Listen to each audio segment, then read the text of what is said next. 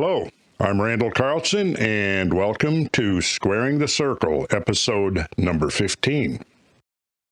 There are many issues and seemingly intractable problems facing our nation and the world. But in my opinion, the most immediately pressing issue, one that needs to be addressed urgently to minimize the possibility of large-scale disaster, is the escalating drive towards world war. We need strategies of de-escalation, and they need to be implemented without delay. The issue of war and peace is within our ability to control, as war is entirely a human construct. But for that to happen, we need real and authentic leadership. And that is a question we will take up in future editions of Squaring the Circle. Now, on the other hand, nature has an arsenal of forces that have repeatedly affected human civilization as well as life on Earth, often catastrophically. Within the limited perspective of the modern Hegelian zeitgeist, some of these agents of accelerated change may give the impression of being too removed from day-to-day experience to be of concern. But like the proverbial black swan occurrence, which may be considered rare, exceptional, or unpredictable, but which has the potential to profoundly and severely affect the world, society, and history in ways that could prove to be extremely challenging, if not insurmountable, to overcome. But like the black swan event that, in hindsight, appears to have been unavoidable, the agents of global change that can impact our world and our future are predictable and avoidable, at least with adequate preparation. It is simply a matter of priorities.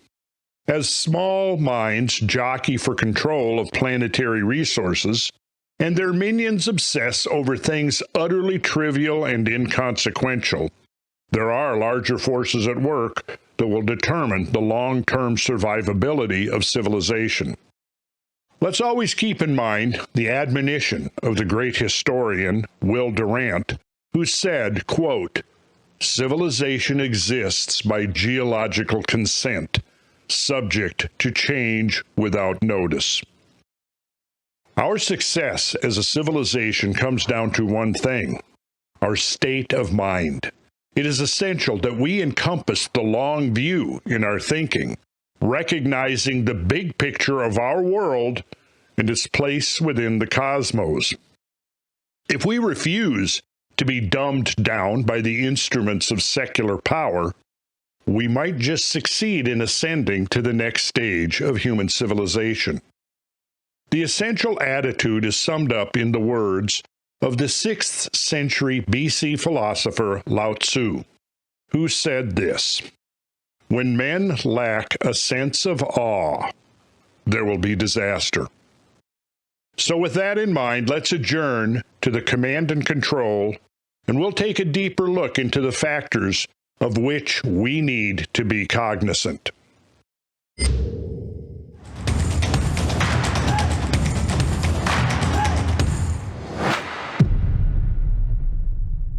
Welcome back.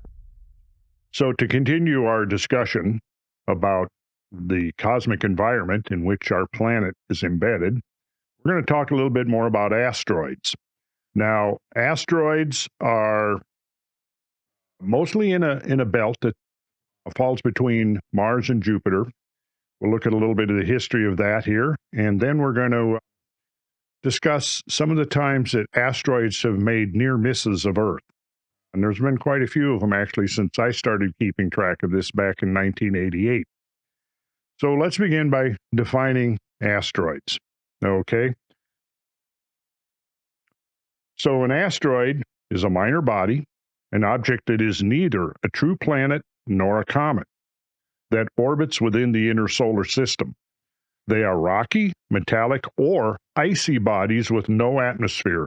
Sizes and shapes of asteroids vary significantly, ranging from 1 meter rocks to a dwarf planet almost 1,000 kilometers in diameter.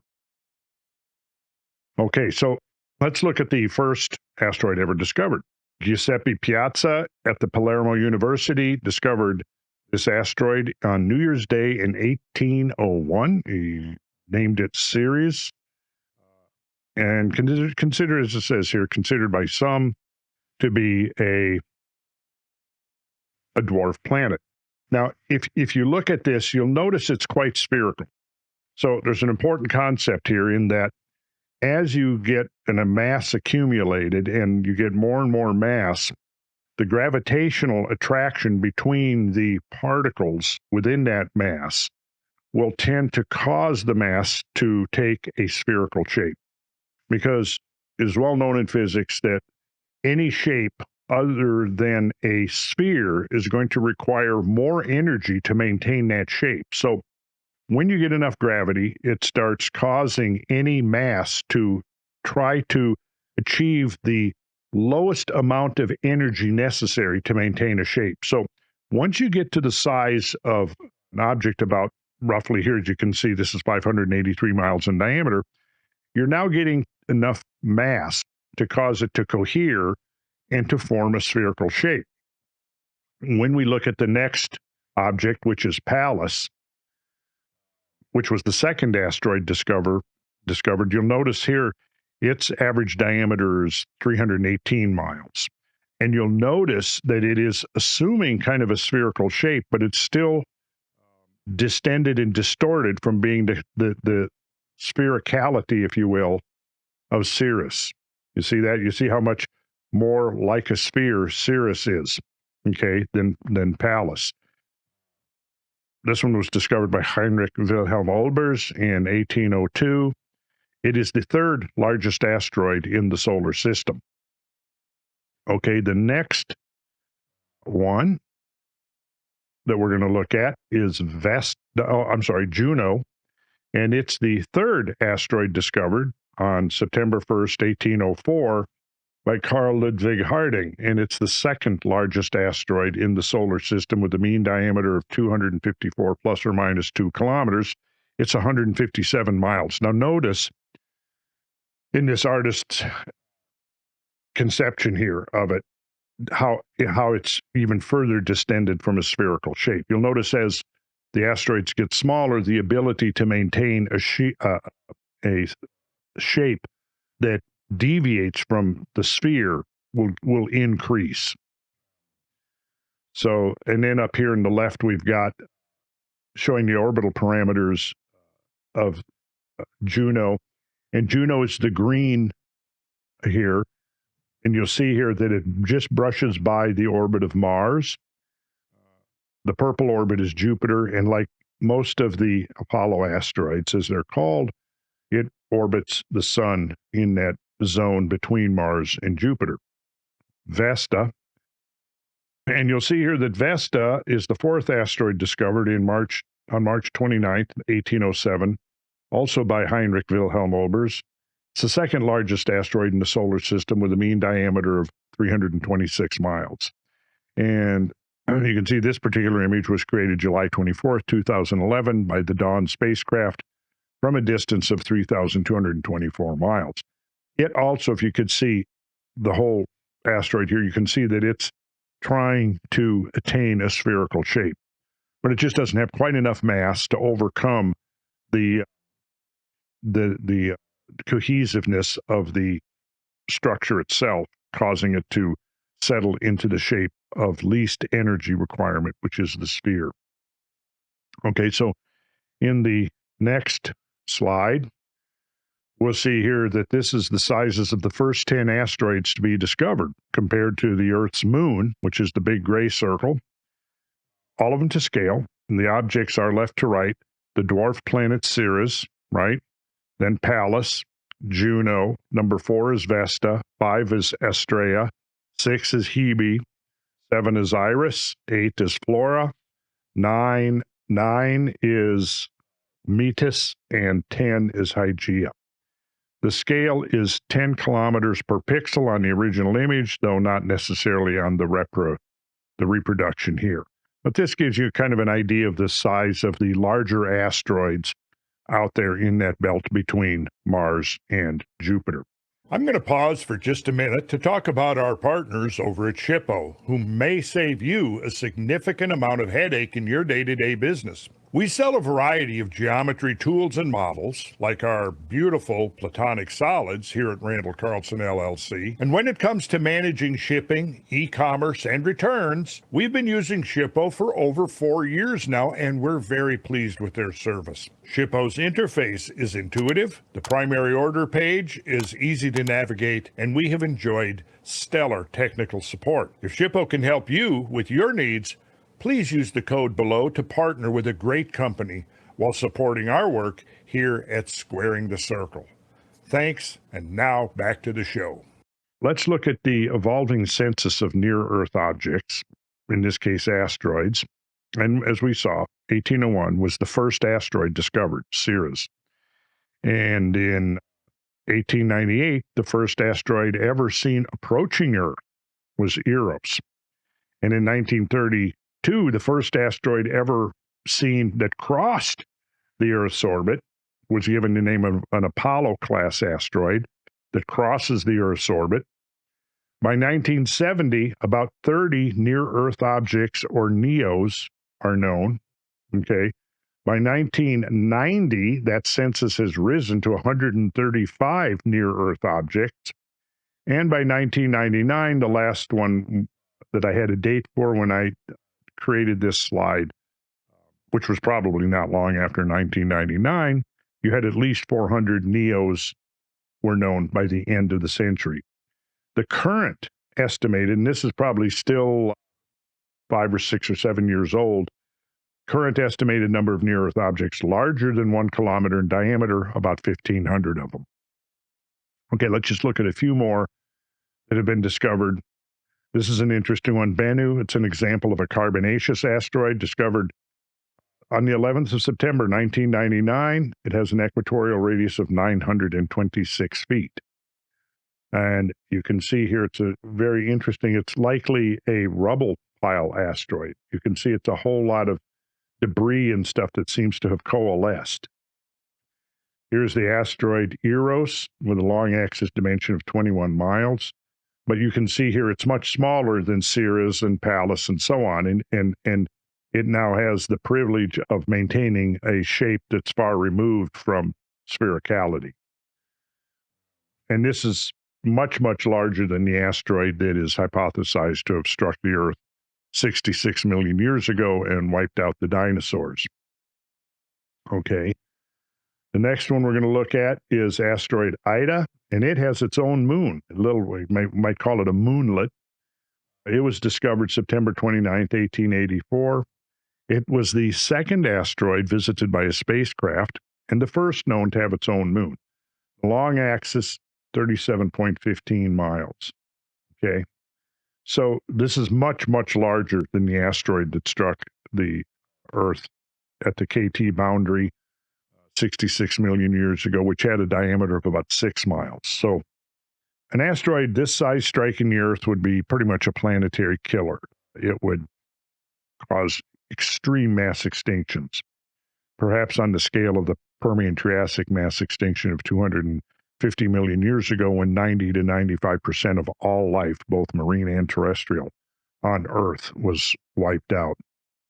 We don't know necessarily, though, that that was an asteroid impact, although there is some evidence that there was possibly an impact, maybe even several impacts.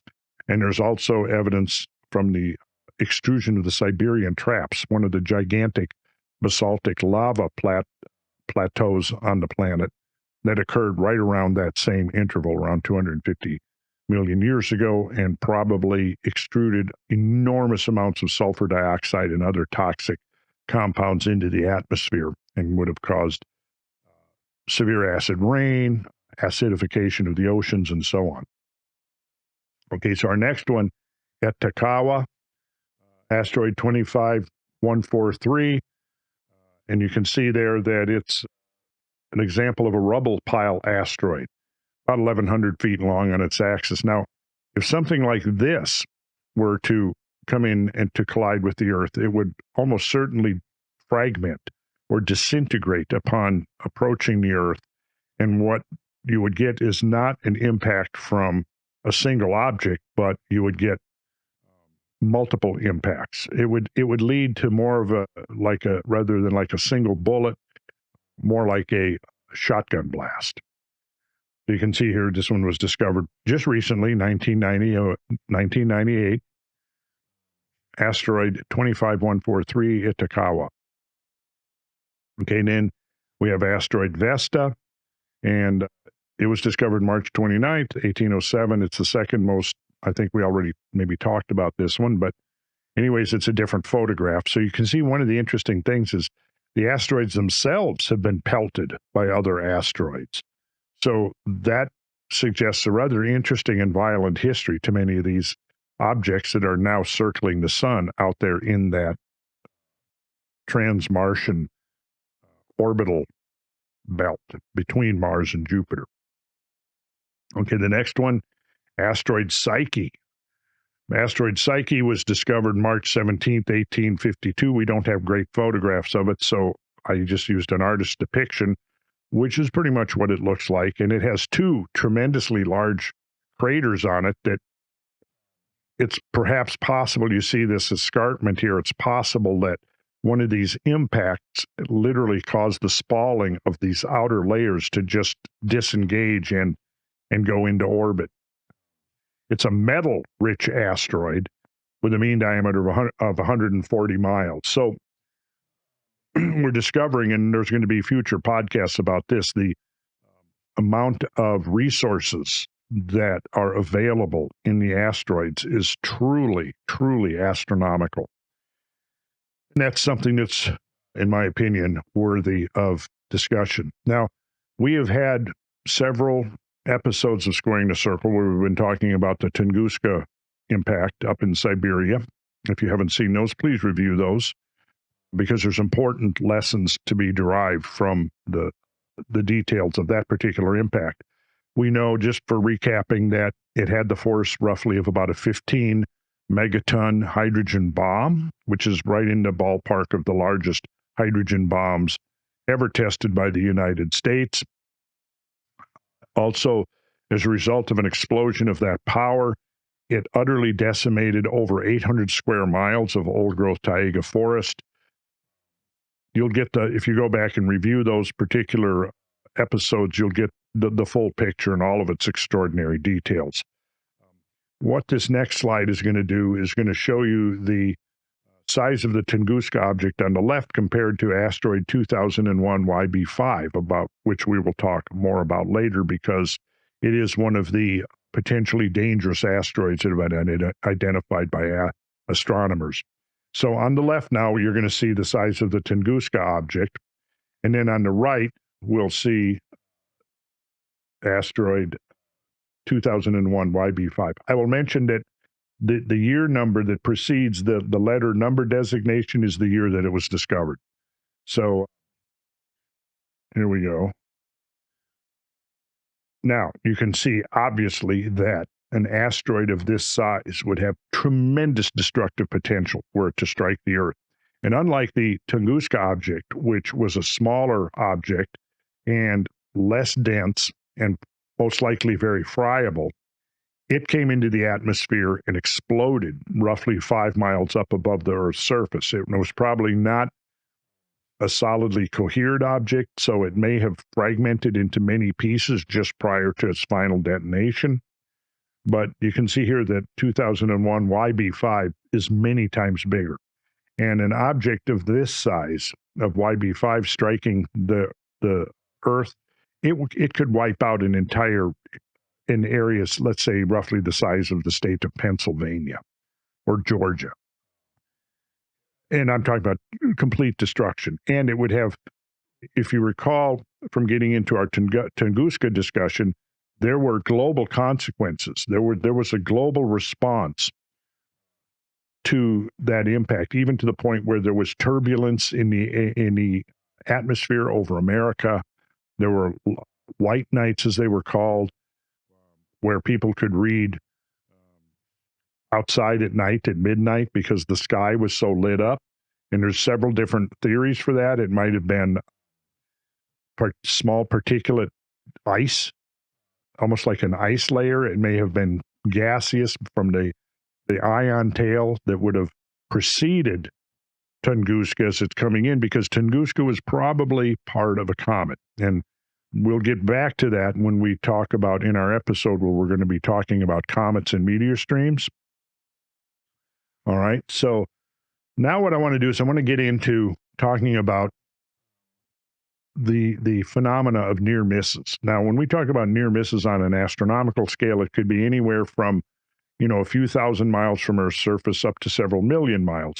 But the point of what you're about to see is that based upon, the discovery of Ceres in 1801, we didn't know anything about other asteroids, at least modern science did out there. Then we begin this slow process of discovering asteroids over the course of decades. And as a result of that, we now know that there's a whole lot more of these objects out there than anybody had even imagined a few decades ago. So I'm entitling this section of our program Close Encounters While Mankind Sleeps. Okay? And because we are asleep in the sense of oblivious to the cosmic environment in which we live and exist, in which our planet exists. And one of the messages I'm trying to get out is that we need to be much more cognizant and aware of what's going on within the larger realm of our existence, because many ancient peoples that we consider pre-scientific and illiterate, from the sense that they were presumably hunter-gatherers and foragers and so on, or subsistence farmers, paid much more attention to the sky than the average person does today and what was going on in the sky. So let's begin. I'm going to go back to March 22nd, 1989. Now, I got very interested in 1988, 89 with this idea of Earth impacts and the role that they may have had. And that's when I began to track these close encounters, if you want to call it that. So let's just go in and we'll see the headlines here. This was March 22nd, 1989, and this was asteroids passing a close call for Earth. Whew, Earth just dodges a big asteroid. And like I said, this is 1989. This was 4581 Asclepius. It passed Earth on March 22nd, 1989. It was 425,000 miles, which is just a whisker's breadth in cosmic terms, okay?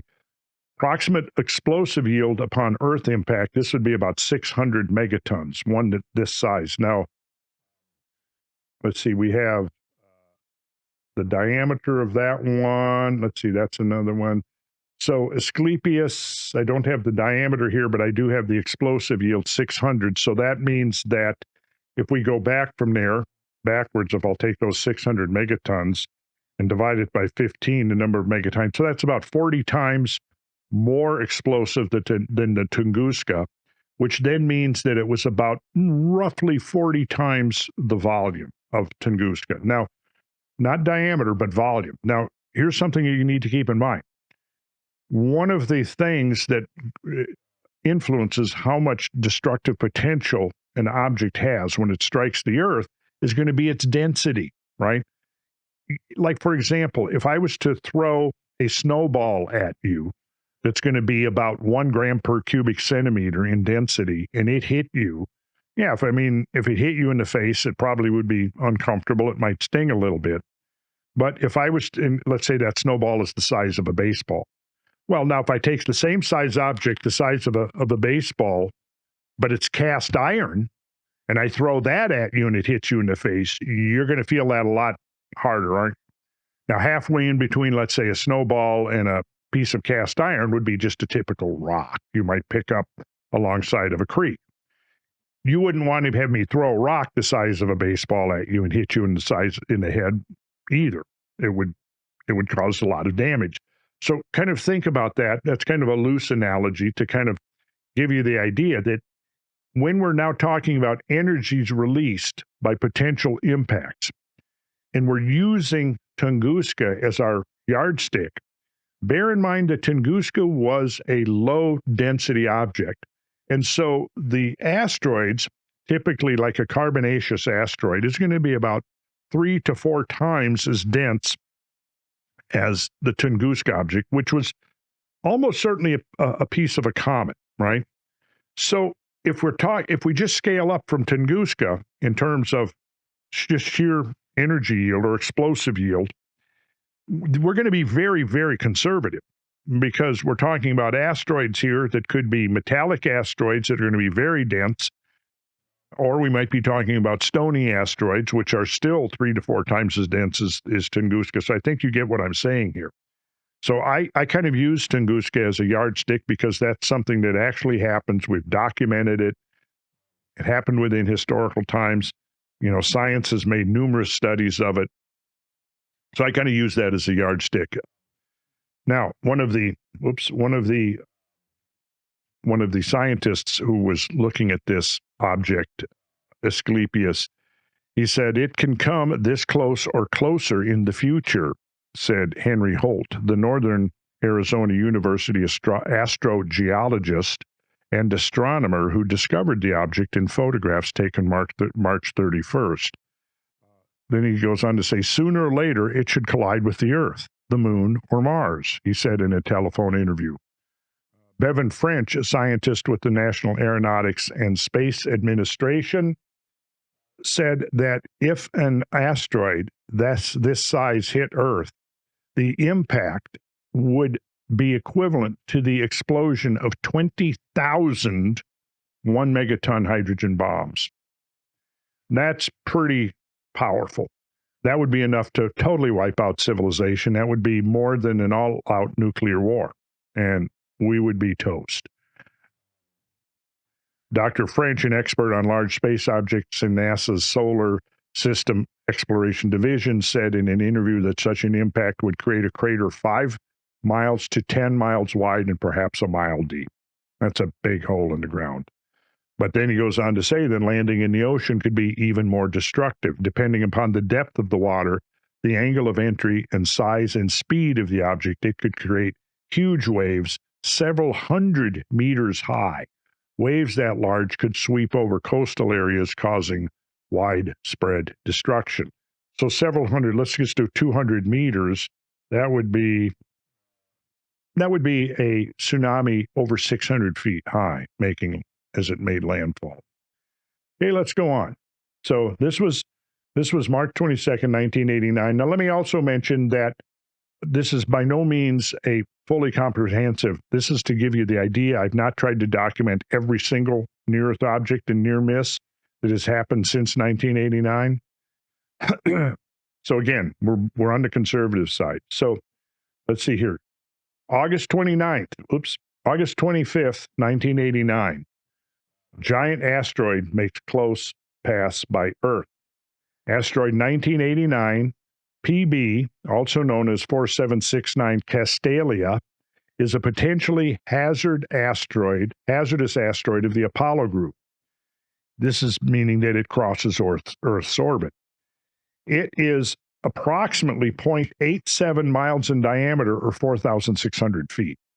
Now, if you want to do a calculation, I will oftentimes just use the formula for the volume of a sphere. And, you know, obviously some asteroids are not spherical, others are. But what it does is it gives you kind of a ballpark. So, like, for example, you take picture any sphere, take the radius of it. Like, let's say that the Tunguska object was spherical. And it's about 150 feet in diameter. That's the estimated diameter that I've seen most frequently. So that means it has about a 75-foot radius. So what you do is you cube the radius, which is easy to do if you've got a simple, like, Texas Instrument scientific calculator. You just put in the radius, 75, cube it, which is your y over x key, and then you multiply that times pi and that times 4/3, which is just 1.333, and you're going to get the volume of that sphere in cubic feet. Now you could change it to yards if you didn't want to have or any other, meters or whatever. So then you could take this object, which is 4,600 feet in diameter, and its radius is going to be 2,300. Now you can imagine that when you take the cube of that radius, what it does to the number. The cube of 2,000, well, I can do it right here. So the cube of 2,300 is going to be, 1.2167 to the 10th power. So that's huge, right? Then I could divide that. I could say I'm going to divide that by 75, y to the x3 times pi times 1.333. And we're going to see that it's many, many, many times bigger than Tunguska. So Castalia is a potentially hazardous asteroid. It was discovered August 9th, 1989. Notice here that it passed Earth at just 2.5 million miles from Earth on August 25th. So it was discovered August 9th, and then 16 days later it passed, or only 14 days after discovery, it passed the Earth. Oh yeah, and here's my calculation. It's 28,700 times more massive than the Tunguska cosmic object. Okay? Now, this was safe distance, plenty far away, so there's no danger from this passage, obviously. But the thing is, it keeps circling the sun, and every time it circles the sun, it's going to cross the Earth's orbit. Now, most of the time, obviously, the Earth is not going to be at that point in its orbit when Castalia crosses it. And now, in projecting into the future, there's no known times at which Castalia and Earth will be in that orbit at the same moment. And thanks for that, because an object this size, again, this is going to be planetary catastrophe. Then moving forward to November 1991, we have a near miss of the Earth by a small asteroid. This was 1991 BA, discovered January 18th. It's only 30 feet in diameter. So that's smaller. It's smaller than the Chelyabinsk, but its closest passage to the Earth was 105,000 miles. Now, that puts it well within the orbit of like less than halfway to the moon. Okay, so anytime we're talking about an asteroid passing between the Earth and the moon, we're getting dangerously close to the Earth. And there's also the possibility that becoming that close to the Earth, it could be deflected in its orbit to the point where at some future orbit, it's going to be more likely to actually strike the Earth. Now, a 30-foot in diameter, again, it's not going to cause any serious damage. It's about half the size of the Chelyabinsk, but it would produce a hell of a light show for anybody who saw this thing coming into the atmosphere. And it would, at that size, it may or may not, I don't know the density of it, but at that size, it may or may not fragment. It could hit the ground, or it could burn up in the atmosphere. So this is November 28, 1991. Then we come to, what do we do here? Yeah, January 18th, January 19th, 1991. Then we find out the near-miss asteroid revealed as two bodies that occurred. Okay, so this was January. Oops, this got a little bit out of sequence. Sorry about that. So let's just keep moving on. Okay, so jumping ahead, May 19th, 1996, all eyes on a near-miss asteroid. It was a close call for planet Earth. And this is 1996 JA1, a very small asteroid. Notice it says it's a very small asteroid, so immediately think, oh, well, no problem there, right? Whose orbit crosses the orbit of the Earth. NASA JPL has classified 1996 JA1 as a potentially hazardous asteroid due to its predicted close passes with Earth. Discovered May 14th, only 5 days before its close passage. And notice, it's 700 feet in diameter. Now, we could say that's, by cosmic terms, yes, that's small. But look here, it's 100 times larger than in volume than the Tunguska cosmic object. The energy released on impact, about 1,500 megatons. Now, the typical largest bombs, hydrogen bombs in the U.S. arsenal during the peak of the Cold War, was about 1 megaton each or smaller. So imagine if you unleashed 1,500 1 megaton bombs, right? Now, a 1 megaton bomb is roughly 1,000 times more powerful than the atomic bomb that was dropped on Hiroshima. So it gives you a sense. And this was discovered only 5 days before the closest passage.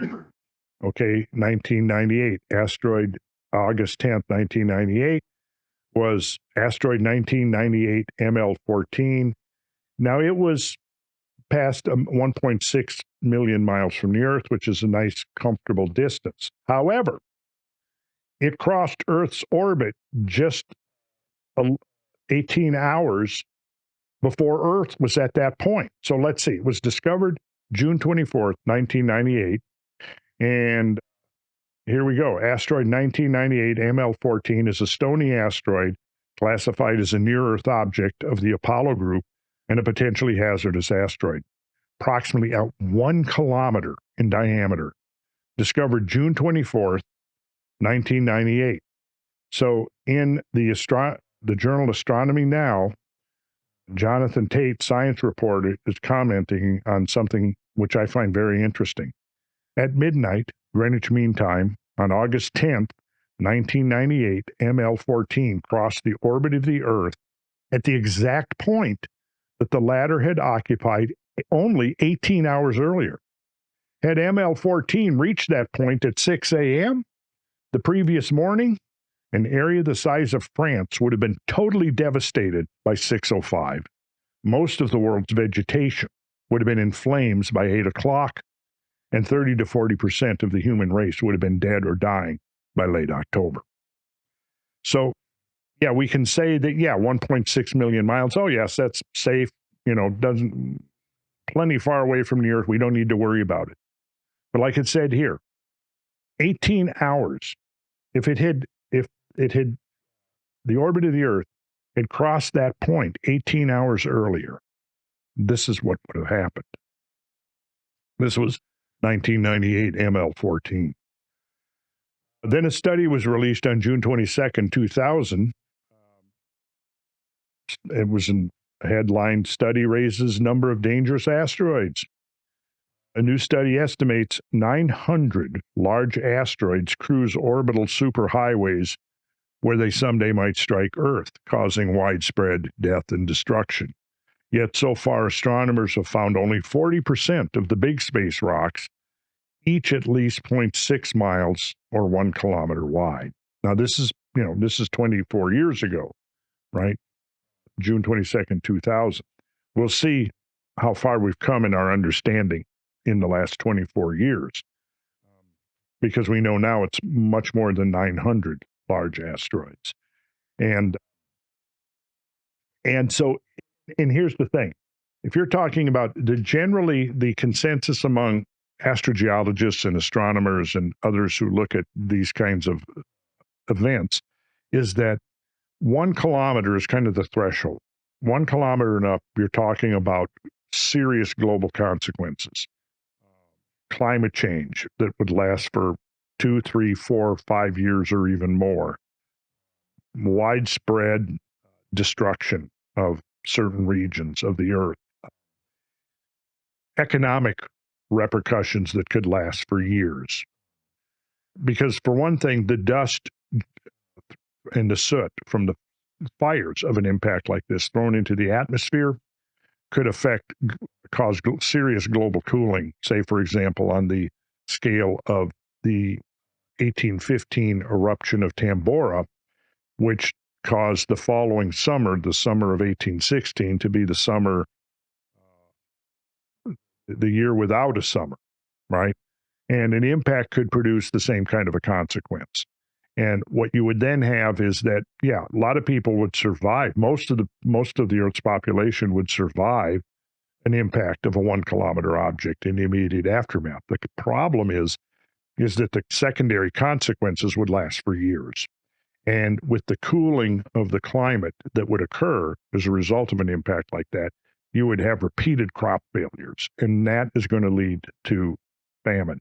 And famine then could also cause another cascading effect, which could lead to pandemics, because when people don't have enough to eat, they become malnourished, their immune systems become compromised, and then that is when opportunistic diseases and pandemics and so on can seize the opportunity and spread amongst a lot of people who have compromised immune systems. And this is one of the things that nobody's talking about as far as what's going on in Gaza right now. And I'm going to bring this up because we have 1 million people who are on the verge of famine. And what's going to happen is Gaza is going to become a breeding ground for pandemic diseases that could move outside of Gaza. And nobody's talking about that. And because people aren't getting enough to eat, people are starving. Literally, people are starting to starve to death now. And so as a consequence, we're going to have hundreds of thousands, if not millions of people who are malnourished. And this famine is going to lead to serious consequences if a ceasefire is not affected and these people can be, can start getting eat again, right? We're taking a little bit of a detour here to tell a story that I think is going to be valuable. I was coming down the stairs, and I think somebody just ahead of me had spilled a little bit. My foot hit it, slid out from under me, and I tumbled down 3 or 4 stairs to the bottom. I sure banged up my left knee. It was painful, but I was very relieved to remember that I happened to pack my CBD from the gods salve. And I was really grateful that I had remembered to do that. So that night I put some of the salve on, went to bed. Though I've being in the construction and building industry, I've had many falls and injuries and stuff. And I figured I'm going to be laid up with this for a month. We drove home. I think it was 3 to 4 days later. I continued applying the salve, and I would say within a week, I was getting around pretty good. I always bring the oil when I travel, and I'm now, after this episode, I'm like, okay, I'm always going to have the salve with me too. Let's go on. So October 24th, we went from June 22nd, coming up to October 24th of 2000, we get another report that the asteroid estimates are too low. And since 1991, 9 objects have come close to the Earth. Since 1991, current predictions for the number of potentially dangerous asteroids have been underestimated by at least 20%, say astronomers. According to recent calculations, there are between 750 and 900 asteroids circling the Earth with the potential to cause devastation on impact. But a researcher at the U.S.-based Massachusetts Institute of Technology says that these predictions should be revised upwards on the basis of new data. And the new data is just the constantly increasing census of objects that inhabit near Earth space. Objects on a degree that we never even imagined, a few generations ago. So this is October 24th. Now let's jump ahead to December 22nd of the year 2000. And we find that another asteroid makes close approach. Astronomers have tracked a large asteroid moving close to the Earth. The 45-meter wide or 150-foot space rock, traveling at more than 30 kilometers or 18 miles per second, came within 480,000 or 300,000 miles of the planet. That's just outside the orbit of the moon. Although this is close in astronomical terms, there was no danger of an impact. True. That's absolutely true. The asteroid made its closest approach, 0 Greenwich Mean Time. I guess that was a glitch, but the rock has been given the name 2000 YA. And then I've got the footnote that this is about the same size as the Tunguska cosmic object, which was also estimated to be about 150 feet in diameter. However, like I said, this is a rock, so this is denser than the Tunguska object, which was low density. So this would have been even more devastating. It probably would have survived its passage through the atmosphere and struck the ground and left a hole on the same scale as the Barringer crater near Winslow, Arizona. I hope some of you have been there. It's one of the most famous craters on Earth because it's so well preserved. If you haven't put that on your list to go check it out, you can certainly look it up online. Just look up Meteor Crater, Arizona, Winslow. You'll find the pictures. It's about 1 kilometer wide and about 600 feet deep. And that was produced by a small asteroid, roughly 150 feet in diameter. Now, if something like that struck in that area, a large part of Arizona was subjected to severe consequences. Fires, hurricane force winds traveling outwards from the point of impact, the fallback debris, which is called breccia, the fallback breccia would have ignited secondary fires, dozens of miles from the impact site. So even though this is small, 150 feet, if it struck the Earth, it would have regional consequences, severe regional consequences. So as a result of these increasing numbers of discoveries of asteroids spinning around in space, the same space now occupied by Earth, this report came out in May 7th of 2001. Scientists worry over asteroids. A group of scientists is seeking a standardized protocol for dealing with the possibility of an asteroid or comet striking the Earth, saying humans can do more than the dinosaurs ever could before a colossal impact precipitated their extinction 65 million years ago. Interesting point. And it's a point we're going to come back to, and we're going to really dive into that idea in as an ongoing theme of this particular podcast. And other headlines of this same study: asteroids worry some scientists. So yes, the call comes as interest grows in the swarm of asteroids and comets that orbit the sun in the Earth's immediate neighborhood. The concerns were sparked in part by several recent false alarms about impending impacts. Quoting one of the scientists involved, in some sense, it's something we know we need to worry about, but we need to decide at what level we need to worry about it, and that's a question for everybody. And then in recent weeks, a paper written by Durda and fellow scientists Clark R. Chapman and Robert E. Gold has been making the rounds among experts who study impact hazards. The goal, they write in the 19-page paper, is to encourage discussion of how to replace the haphazard and unbalanced way the world now addresses any potential impact. And that paper, I do believe, is still available online as a downloadable PDF.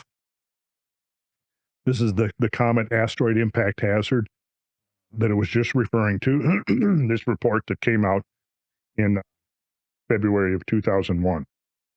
Okay, moving ahead to 2002. A huge asteroid narrowly misses Earth. Now, in intergalactic terms, it was a close shave.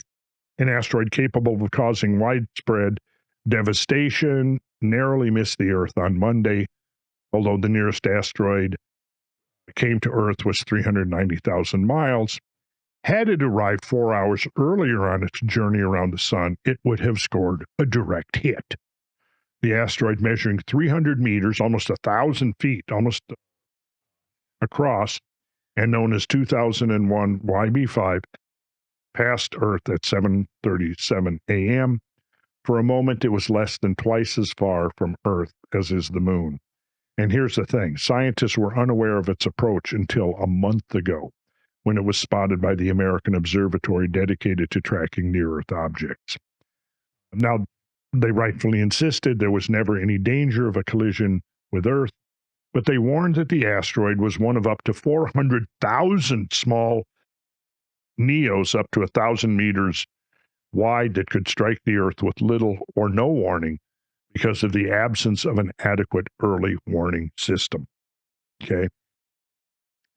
So this is about the same asteroid, YB5, which was referenced earlier. And again, YB5 about 300 meters in diameter, 1,000 feet. An impact of an object the size of 2001 YB5 would unleash energy roughly equivalent to a global nuclear war. It could be classified as a civilization killer. Then we come up from January 7th to March 8th, and we've got that an asteroid buzzes the Earth, highlighting cosmic blind spot. An asteroid large enough to have flattened a city buzzed Earth earlier this month and was not seen until after it flew harmlessly by. Got that? It had already flown by us when we discovered it. Now, the object, named 2002 EM7 was probably between 40 and 80 meters, which is 130 to 260 feet. So, given, let's say, with an orbital velocity of 69,000 miles per hour, closest passage to Earth, which is just pretty much a little bit outside the apogee of the moon's orbit, which means it's just a little bit outside the farthest the moon comes from the Earth, but 1 to 5 times larger than the Tunguska cosmic object. The energy released is equivalent to Tsar Bomba plus. Now, Tsar Bomba was the largest hydrogen bomb ever tested by the human species on Earth back in October of 61, and it was about 50 megatons in diameter. I'm sorry, 50 megatons of power, and that means that it was about 3 1/3 times larger than in its energy release during explosion, about 3 1/3 times larger than the Tunguska object explosion. Okay, so this being 130, if it's up to towards 260 feet, now 130 feet in diameter, that's going to be roughly in the size of Tunguska. Double that, which it could be that much bigger, then yeah, you're looking at 40, 50, 60 megatons. Now that you're basically wiping out a state. So then this is March 8, 2002. Let's jump forward to June 14th. And we have another asteroid, too close for comfort. Asteroid passed within 75,000 miles of the Earth. Now that is really close. An asteroid about the size of a football field made one of the closest known approaches to Earth last Friday, June 13th, zooming by just 70,000 miles away, less than a third the distance to the moon. Okay, around 240 feet in diameter, which means that in terms of volume, it's at least 4 times larger than Tunguska cosmic object. So the energy released would be about the equivalent of a 60 megaton or more hydrogen bomb. Okay. Now, 75,000 miles, that's nothing in the cosmic sense. And here's the thing again, when an object comes that close, it can be deflected in its orbit, causing the orbit to tighten. This is what happened with Shoemaker Levy 9. It was undoubtedly back that struck Jupiter back in July of 1994. Right? You may remember that. If you don't, look it up. Shoemaker Levy 9. We're going to be talking about that in an upcoming podcast because there was very important cosmic insight that was yielded from what happened there. But we saw an object pass close enough to Jupiter that Jupiter's huge gravity field was able to rip it into 21 separate pieces. And as a result of that, about 15 months later, those 21 pieces all fell into Jupiter with extraordinary consequences. Now, that object had undoubtedly been orbiting between Jupiter and the Sun for many centuries, and most likely what happened is that each orbital pass, Jupiter's gravity field drew it in closer and closer and closer until finally it didn't impact Jupiter, but its penultimate orbit, the gravity of Jupiter so strong, ripped it apart. It circled the sun one more time, and now its orbit brought it right back in, and it collided with Jupiter. So here, a 240-foot asteroid, that's going to be, you can use the formula. Take half of that, which would be 120, raise it to the third power, and then multiply that times pi and that times 1.333, and you'll get that it's roughly 4 times larger than the Tunguska cosmic object. And very conservatively, the energy released upon impact would then be 4 times greater than Tunguska, which puts it in the 60 megaton category. And you'll see here, I think we have a video at the end of declassified video of a 50 megaton explosion and what that looks like. And it's pretty mind-blowing. Okay, so this is June 14th, 2002. Another report on that object said asteroid 2002 MN gives it Earth its closest shave in years. Then we come forward to August 17th, and we have another near miss of an asteroid which whizzes by Earth, and it's an 800-meter wide asteroid. So 800 meters, okay, diameter is roughly right there, down here you'll see 2,624 feet. Date of closest passage, August 17th, about 1.3 times the distance to the moon. Its volume, approximately 5,000 times larger than the Tunguska cosmic object, giving us an explosive yield on impact of approximately 80,000 megatons. An impact of an object this size would be globally devastating and definitely a civilization killer. Okay? This is August 17th, 2002. Let's jump forward to September 27th, 2003. And we have the closest asteroid yet flies past Earth. An asteroid about the size of a small house, passed just 88,000 kilometers from the Earth. Now, 88,000 kilometers, we can go 88,000, and we can multiply that times 0.621, and that'll convert it to miles. And that's only a little over 50,000 miles, right? This is geostationary communication satellites circle at Earth at 42,000 kilometers. So less than half the distance of this thing is, satellites circling the Earth. This was 2003 SQ-222. It came from inside the Earth's orbit, and so was only spotted after it had whizzed by. Small object, 10 to 20 feet. Okay. Thankfully, an object that came that close was that small. Okay. Now, the smaller the objects, the more abundant they're going to be in the solar system. And as they get bigger, they become less abundant, right? But we're looking at an object here that would give a hell of a light show, but wouldn't really cause surface damage. Not the kind that we saw at, say, Chelyabinsk back in, February of 2013, which caused 1,500 injuries and thousands of buildings damaged. And this was an object that was about 60 feet in diameter, 70 feet, right in there, and it exploded about 18, I believe it was about 15 or 18 miles up in the atmosphere. But the shock wave, when it hit the village of Chelyabinsk, was quite devastating.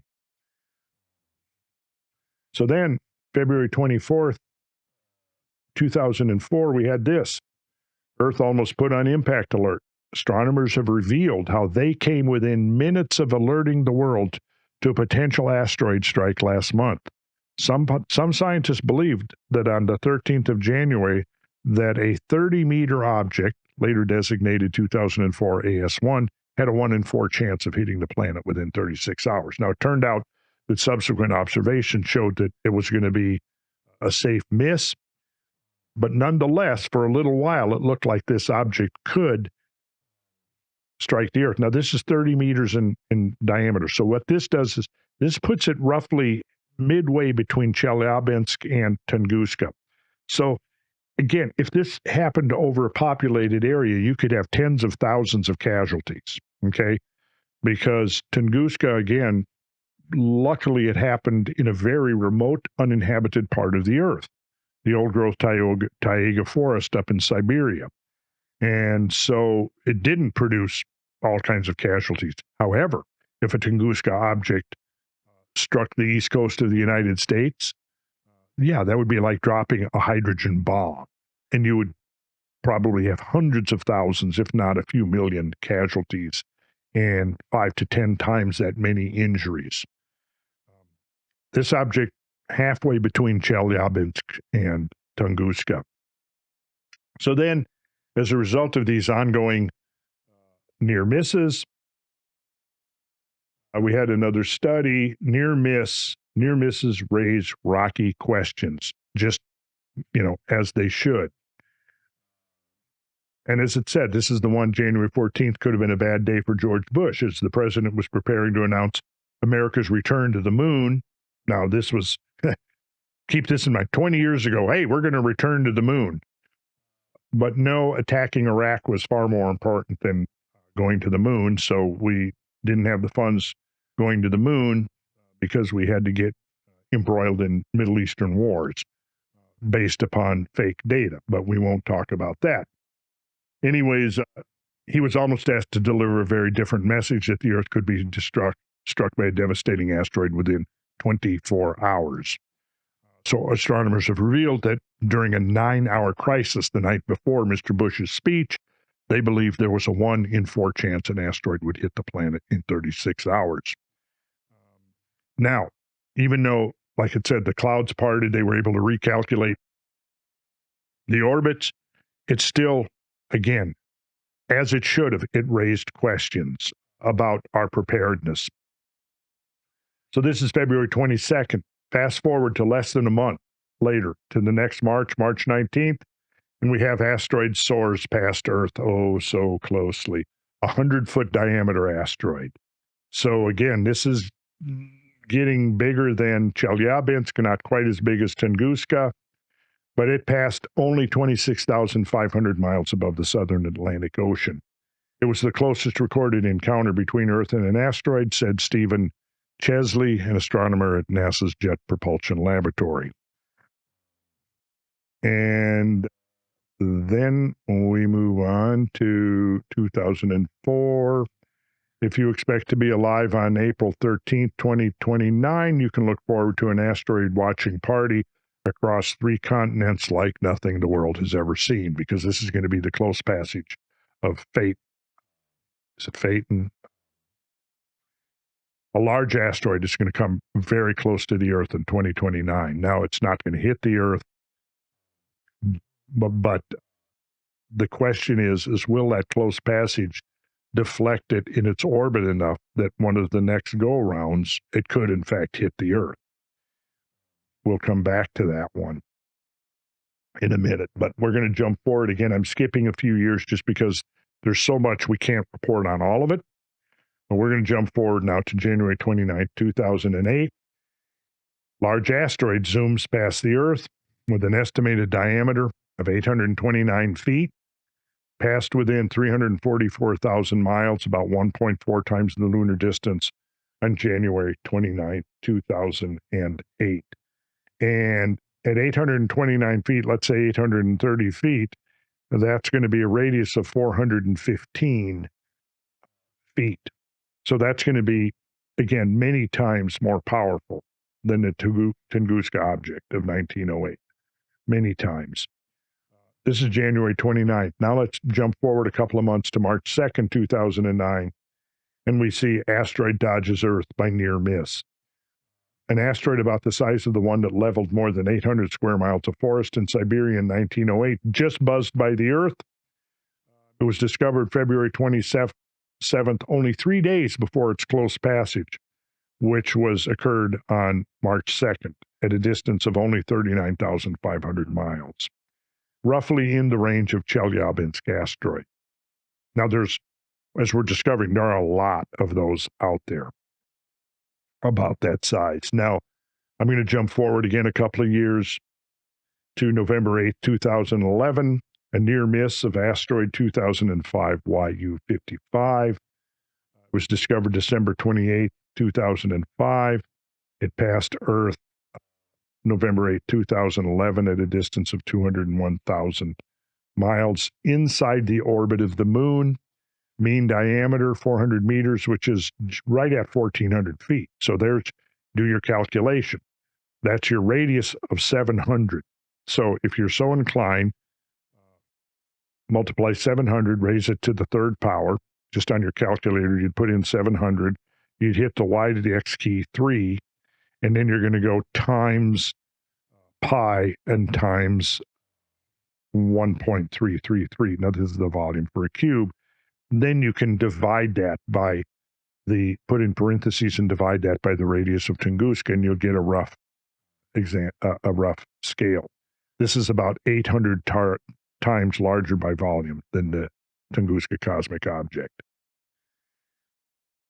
And then we have September 7th, newfound asteroid will give Earth super close shave on Sunday, passed within 24,000 miles of the Earth.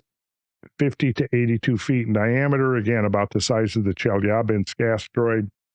If 2014 RC was closer to 82 feet in diameter, it would be 32% larger than Chelyabinsk. So the estimates were 50 to 82 feet. So if it was up there closer to 82 feet in diameter, then it would be about a third larger than Chelyabinsk and could be proportionately more damaging. Next year, we'll jump forward to October 10th, 2015. A near miss of a giant asteroid 2 miles wide, traveling at 40,000 miles per hour, zooms past the Earth. Earth had a lucky escape this weekend when a huge asteroid that was heading for the planet skimmed past in what NASA has described as a near miss. Now, in this case, near miss was 25 million miles, so there was no concern of an impact. However, it's out there, or here's the thing, it's out there orbiting the sun, and it's crossing the Earth's orbit, okay, and it's going to continue to do that. Now, if we had data on one or two or half a dozen asteroids doing that, well, we maybe could breathe easy, but what we're finding out is that the density of the population of near-Earth asteroids is orders of magnitude greater than what anybody was even imagining a few decades ago. Yeah, this thing was huge, and yeah, it would be a mass extinction event. It would certainly be a civilization killer. Jump forward to October 31st, 2015, and we have this very interesting asteroid. On Halloween, October 31st, this guy passed the Earth resembling a skull, narrowly misses Earth. This is asteroid 2015 TB145. It was the biggest known object to pass so close to the Earth until 2027, which of course is coming up. And of course, the key phrase here would be known object. Until October 10th, the Space Agency didn't even know about this asteroid.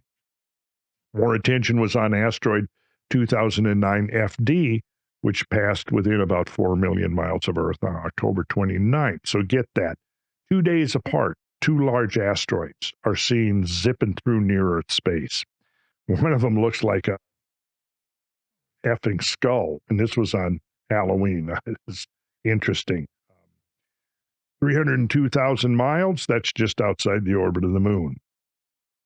Okay, then we have, coming forward another couple of years, April 19th, 2017, we have this bad boy, asteroid 2014 JO25, discovered May 5th, 2014. The date of closest approach to Earth, April 19th, 2017. Closest approach to Earth, 1.1 million miles. So this thing here, as it turns out, is nearly 3 miles wide. And given the size of that, yes, 4.4 million miles could be thought of as relatively close. Because again, what we're seeing here is the increasing numbers of objects zipping through near-Earth space. Now, these objects, most of them are close to the ecliptic, which means they're orbiting the sun and are going to be regularly returning. So it's not just that they're crossing the Earth once and they're going to be gone, crossing the Earth's orbit once and they're going to be gone. No, they're going to be continually circling the sun. Now, I think what we're going to do at this point is I'm going to take a break at April 19th, 2017. And in the next episode, I'm going to carry it up to what we know at this point. And there's been some dramatic discoveries and changes in the last 7 years that we need to talk about and find out where we're at now in our understanding of our position in the cosmos. I'm taking on a little journey, introducing you to some of the denizens that inhabit near-Earth cosmic space, some of our cosmic neighbors, if you will. And it turns out that some of those cosmic neighbors that are moving through our neighborhood are potentially hazardous, potentially dangerous. And if you will come back to the next episode where we get it up to the present so you can get a full perspective on this, we're then going to make some suggestions about what our thinking should be about this, once we have this greater and deeper understanding of the cosmic context of our existence, should this be something that we're actually factoring into, say, national or even international policy? And I think the answer is going to be clearly yes, we should. This is something that actually, I think, requires an international cooperative effort, because this is not woo, this is not science fiction, this is very, very real. And we're going to talk about what we've seen happen in the celestial realm in the last 7 years. Then we're going to take a look back at our own history. We're going to look at what geologists have discovered on the surface of the Earth, going from the number one first crater, the one I mentioned earlier, the one in just outside of Winslow, Arizona, the Barringer crater, kilometer wide, 600 feet deep, once upon a time was the only crater known on Earth. Now, there's close to 200 craters now known, but they're undoubtedly only a fraction of the total number of craters that represent impacts of things onto space, from space onto the Earth. Two insights that we have to take away from this. With the discovery back in 1980 that 3 independent teams found evidence that the likely extinction, the most famous extinction in the history of life, the extinction of the dinosaurs, was likely triggered by a cosmic impact of an asteroid roughly 6 miles in diameter. We've learned a hell of a lot since then about the cosmic realities of our existence. Yet, what science has discovered and our policy responses have not kept pace. Here's the point, and this is something that I'm going to be arguing. In 1980, we realized that Earth was possibly impacted by huge objects from space that had caused devastation. This led to a flurry of new research and thinking. By the early 1990s, once scientists had discovered the great crater straddling the Yucatan Peninsula that dated to precisely the same age as the dinosaur extinction, and the magic layer, the iridium layer, that pretty much settled the argument that, yeah, there really was a big impact at that point, just like we predicted. And I'm going to talk about that in more detail so we understand that and what the lessons were or are that we should be deriving from that. But the discovery of the crater followed about 10 to 12 years after the discovery of the iridium layer.